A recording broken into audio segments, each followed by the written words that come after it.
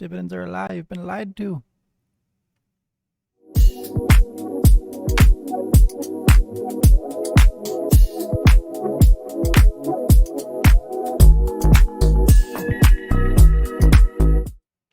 Hey everybody, this is Pookie's Revenge, and we're back with another episode of the $500 5-year account series. And today I want to clear something up, because when we trade special dividends and when we trade ordinary dividends or supplementary dividends, there's a little bit of information that a lot of people don't seem to understand. So I want to clarify that today, because you will eventually fall into a cycle where you feel like you're not making profits. So let's explore. Let me get my face and my other face out of the way.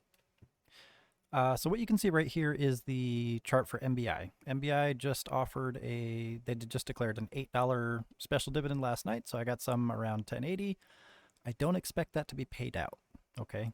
So just so everyone's aware, usually when companies do this, they drop an offering so they can cash in. And as Big Quinch and I talked about on the live stream earlier, they'll artificially inflate the price of their stock through, an announcement like this. And then they'll take that inflated company value and they'll go to a bank and get a loan at a better rate. Okay. Then they'll drop an offering that dilutes the stock, or it dilutes the cash, and then they don't care about shareholders. So they'll withdraw the dividend at that point because they have their money. So I don't usually trade these for the dividend. I just trade them for the speculation. And that's all. So what happens when we buy a dividend stock? Okay. So the conventional knowledge is that you buy a stock with a dividend, you get paid the dividend on the payout date. You can sell the stock anytime on or after the ex-div date, and then you make a profit, right? But in practice and in reality, what happens is you buy a stock before the ex-div date. The ex-div date has an adjustment, so you automatically start lower by the amount of the dividend with your cost basis, and then most people sell, and then they get the dividend payout, and you're breaking even, right? So really what's happening is when you buy a dividend share, you're buying it come dividend or with a dividend, okay? So a portion of that share price, the price that you're paying, is the dividend itself, okay? It's attached to it, and then that goes into the ex-div date right here, okay? And then that takes the dividend off of the share, okay? And what it does is it takes this dividend, the payout, the capital portion of it, and it defers it to the payout date, which is over here somewhere. Okay, so that's where you're seeing that adjustment come in. It's done by the market. It's not the company messing around with you. It's not a scam. It's an intentional adjustment so that there's no discrepancy between people who have bought with the dividend versus people who bought the shares without the dividend, and the holders without the dividend. So that's really all that's happening. And seeing that transition on the ex-div date might panic some people. They this is a ripoff. The price always drops after blah, blah, blah, right? That always happens, and that's always a common stress factor. Okay, so just understanding how it works takes the stress off the table. So let's say the price, let's say you bought right here, and I'm just looking at the bottom. I don't care about what MBI is doing right now. Actually, let me sell one of those. Sorry, I don't typically do this. I'm just going to lock one here at 1344. If it'll fill, right? I don't really care too much. It'll chime if it does. Otherwise, I'll just hold the profit for tomorrow or Monday. Sorry. Okay, so let's say we bought the price, the share with the price right here. Okay, $9.81. It's got a dividend of whatever the difference there is.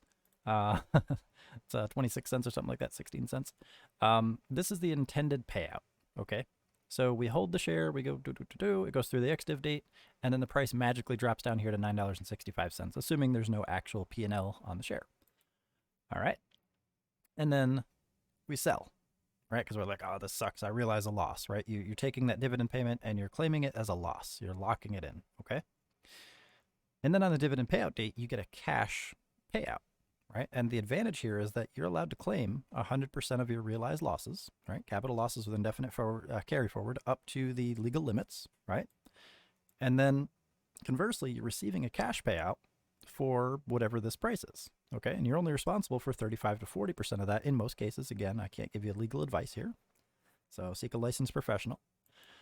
So what that means is that if I have 100% of this price that I can deduct, and I'm only responsible for 30 to 40% of taxes on this guy, I'm net profitable overall as long as I use that as a tax advantage, right? And that's where things like tax loss harvesting come in. It's people just doing this. I hate this stock, the chart, I'm sorry. So that's all you're doing at the end of the day, right? Now, if you wait and hold the share until it comes up to your break-even price, what you actually paid at 981, you're going to see a difference here in profit. And because you're doing this, you're taking this share P&L and you're locking that into your portfolio, and you're also getting this payment back, right, which offsets this. So you're not really making a profit on this part because it offsets, but you are making a profit on the share P&L, okay? So if you trade special dividends, these one-time payments, and you're not locking in profits repeatedly, like I do, and you're just trading the share price through the XDiv, and you don't bring it back to break even, you're not really taking a loss. You're just breaking even, right? If you sell at your break even price, you're actually making a profit. So it might be a little bit confusing to get your head wrapped around, but just understand that this portion of money that you're getting paid on the payout date comes off the price of the share, right? When the XDiv date hits, because you're going from with dividend to without dividend, and it's just an accurate reflection of the shares at that point. Now, what happens when you hold the share, right? Let's just say that you want to hold this for a couple of months, right? Like the Tesla ones that I buy, okay? And what you do in that case is this first payment is offsetting the reduction, the adjustment, right? So then month 2 rolls around and you get another payment. That is pure profit. That's another, whatever this number of cents is, in profit on top of this, because there's no adjustment to offset at that point. So you're still getting another dividend payment, right? So it just offsets, and then you're making more and more profits the next month, right? The next month, the next month, and so on and so forth. And that's how you make overall profit on dividends, just by holding them. Okay, so if you're just buying and selling the XDiv dates for special dividends, that offset is just causing you to break even, unless you're selling at your break even price. So I know I'm saying that a bunch, but sometimes it just takes repeating. So as an example, if I buy XYZ shares on January 1st, and on the 5th there's an XDiv date, and they're offering 25-cent per share dividend, and it's $10 a share to buy them, I'll pay $10 per share, buy 10 shares for $100. On January 5th, the XDiv hits, so I lose 25 cents per share. Okay, that's deferred to the payout date. So I haven't really lost any equity. The company's just holding a portion of it to pay me cash later. Okay. And then on, let's say, January 10th or whatever the payout date is, I receive that 25-cent per share dividend payout to offset that adjustment. So I don't lose anything, unless the share prices go up and down and I sell, but I don't lose anything. Okay. Assuming that I hold them through the next month, February 1st comes around, I'm still holding those 10 shares. February 5th comes around, I'm still holding those 10 shares. The market price adjusts again, but not for my shares, right? Because I've already offset it. So if you bought the shares before the XDiv date, so if you bought them while they were come dividend or with dividend, the adjustment applies once, just for those shares, okay? So if I bought 5 shares in January, 5 shares in February, they would both individually be hit with a one-time adjustment. Okay, so 5 shares would be adjusted in January, 5 shares would be adjusted in February. So let's just assume that I bought 10 shares in January and I'm just holding them, okay? February 5th comes around, the new shares that anyone has bought within that period lose their dividend, so they're adjusted down. And then February 10th rolls around and everybody gets a payment. Okay, my payment increases my net profit by $2.50 because I get 25 cents per share on top of a break-even position. So I don't really, I don't lose anything, but I get $2.50 because I have 10 shares. Okay, March comes around, March 1st. I'm still holding those 10 shares. I haven't done anything. I haven't sold them. I haven't bought any more. March 5th rolls around. That's the XDiv date for March. The share price is again adjusted for everyone who isn't me. The value of my position remains unaffected. Looks like NBI sold. Okay, so I just have the one share. I'll hold it through the thing, but I don't want to get distracted. All right, so March 10th rolls around. It's the next payout date. I get another 25 cents per share, and that's a total net profit of $5 on those 10 shares. So just as an example, the real profits come from either trading the share P&L or from holding dividends for multiple payments beyond the first. Okay, so I know it's kind of a complicated topic, but hopefully that helps make sense. All right, so with that said, I'm going to end this episode here. I wanted to keep this nice and short. I did also start a position here in SGA. This one is a weird one. It's a very low float stock, and it's up pretty significantly, so I may have to build this one back down. But if we look at the weekly chart here, it's pretty good. Daily chart, it's just kind of chilling. It's in the middle of a range here, so $2 up, $2 down. It's a special dividend, which means I will aim to sell this before the XDiv date.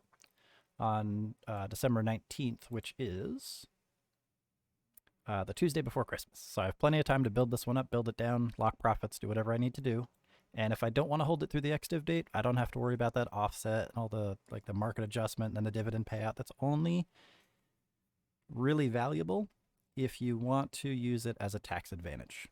And if you want to trade the share P&L, that's great. You can always sell it at a higher price, but usually if you're selling it at your adjusted price, you're not making a profit. When you get the payout, you're just breaking even, okay? So please feel free to ask questions. I know this is getting more and more complex, and I do plan on also making a more beginner-friendly series, a playlist. It'll just be very, very basic concepts to kind of walk through stuff like this without being verbose, as well as just the market in general. So we'll catch that next time, and I appreciate you all watching my videos. Thank you. Make sure you like it, not because I care about, getting ratings and stuff, but because it helps expose the videos to more people.